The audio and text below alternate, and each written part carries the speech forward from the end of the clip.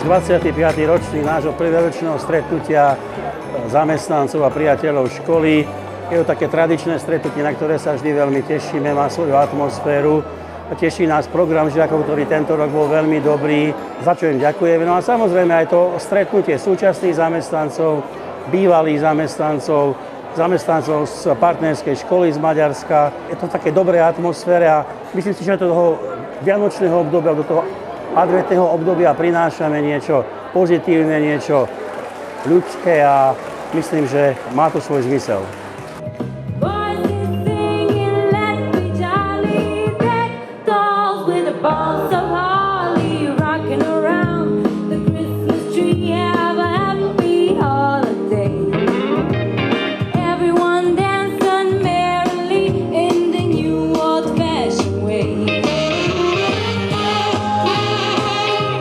Az elmúlt időszaknak az újra felelevenített kapcsolata az a mi iskolánk, az Ózdi Gábor Áron Technikum és Szakképzőiskola számára is fontos.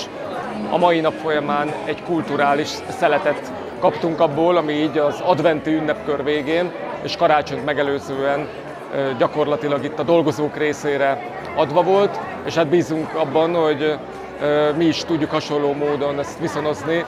Nagyon emberséges kapcsolat alakult ki a két iskola vezetése között, és szeretnénk ezt a jövőben is, ha fennmaradna, mind szakmai téren, mind pedig személyes együttműködés terén.